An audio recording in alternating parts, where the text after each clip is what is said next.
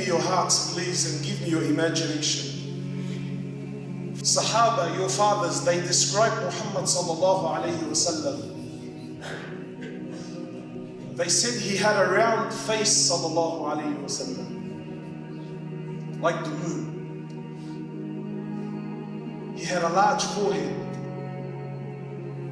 He had large eyes sallallahu alayhi wa sallam that were jet black. He had high cheekbones sallallahu alayhi wa sallam. And his color, subhanAllah, everything about Rasulullah was the middle way. Everything was middle. Sahaba said he was neither tall, neither short. He was of medium height, inclining towards height. It wasn't difficult to look at him. His hair, which was jet black, was neither curly, neither straight. It was wavy.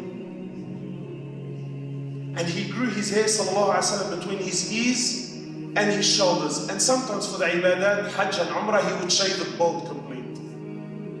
But generally he had long hair.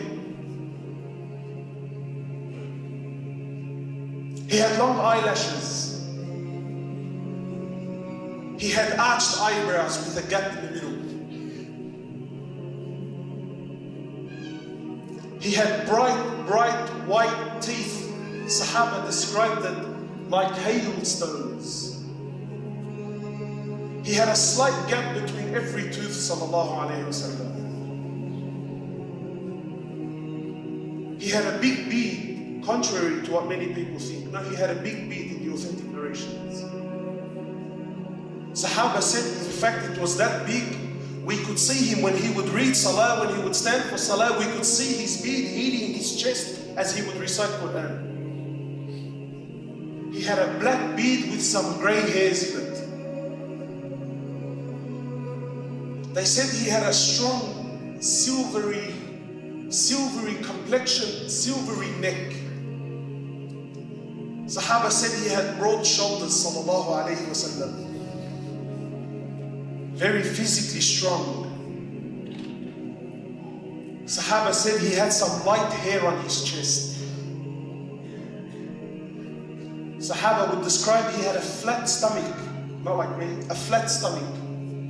Even in old age, he sallallahu alayhi wa sallam, his stomach never went beyond his chest. And really, why would it? Aisha is describing to her nephew Urwa. She says, Wallahi, كان ننظر الهلال. We used to watch the full moon. She says we used to observe the full moon, then the full moon, then the full moon.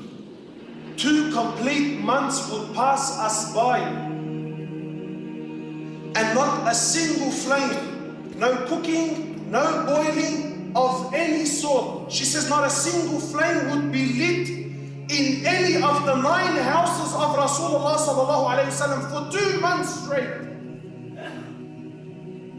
So Urwa asked, oh my auntie, how did you people survive? She says, al-aswadan, al-tamr wal-ma. We lived off dates and water for 2 months straight.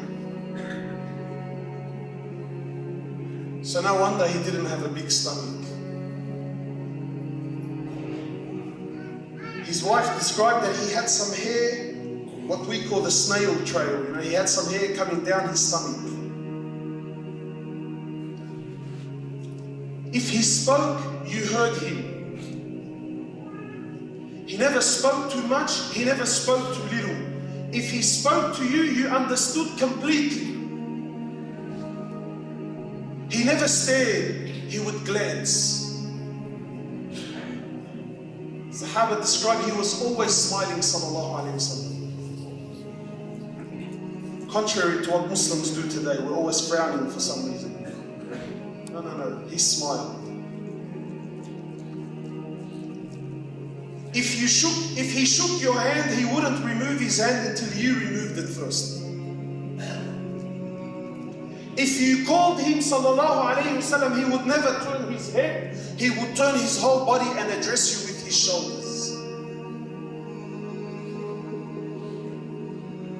Sahaba asked Aisha radiallahu ta'ala anha, your mother.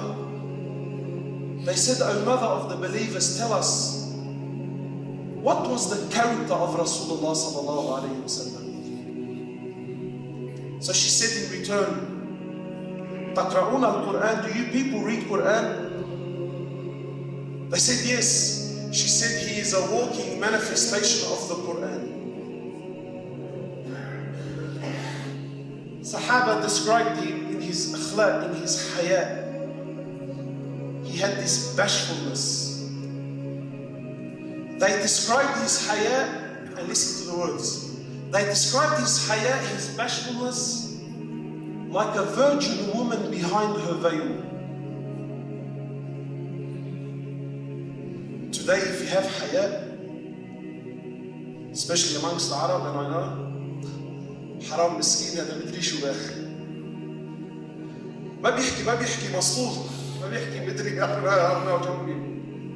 No. Rasulullah sallallahu alaihi wasallam, he spoke only when he had to speak.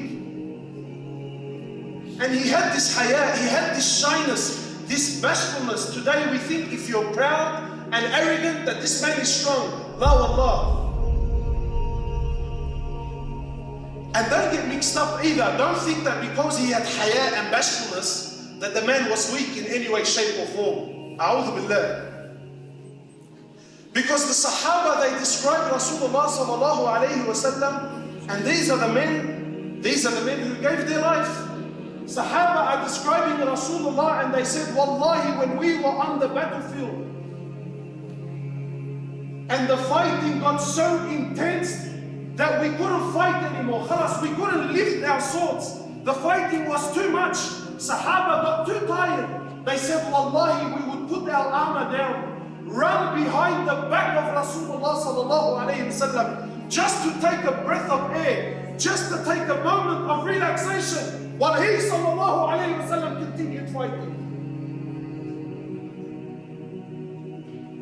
The greatest Nabi, the greatest father, the greatest leader, the greatest warrior, the greatest commander, the greatest in every aspect of life, wallahi, is Muhammad sallallahu alayhi wa sallam.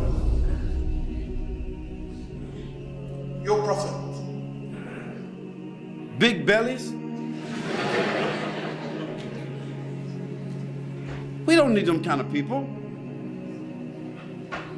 Because the companions of the Prophet ﷺ, they was not like that. I don't know why, but as I'm reading the seerah, I did not find many of the companions of the Prophet ﷺ like that. Even the Messenger of Allah ﷺ, did you know that after he was 40 years old, he fought all those battles after the age of 40? And did you know that he fought in at least 17 major battles after he was over the age of 50? That means he was carrying on his body 14 kilos of armor, where the sun was like 36 degrees Celsius, up and down mountains, riding on a horse, riding on a camel, riding on a donkey, and then fighting in the battles. How could he have done that if he was like that? No, the Prophet ﷺ wasn't eating a whole lot of whatever it is that we eat.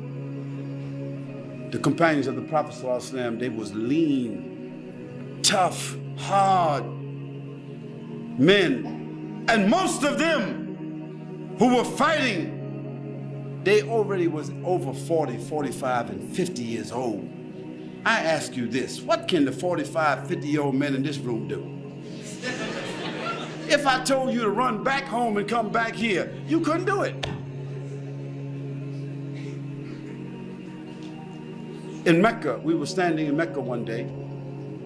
MashaAllah, the Saudis had won they had won the finals for the World Cup or something. They didn't win the World Cup. They just got to the finals. And so they was all the young guys all running through the streets and everything like they had fought the war, beat the Yahudis and everybody. They were blowing horns and waving the Saudi flag and in the back of their cars. I thought, man, maybe they just took Jerusalem back. I said, what are they doing? They won the finals of the World Cup. Some football. So you got the young boys kicking the ball through the streets, and the old men sitting up on the side of the road with the ball in their bellies. So then what can young boys kicking the ball and the men who swallowed the ball, what can they do?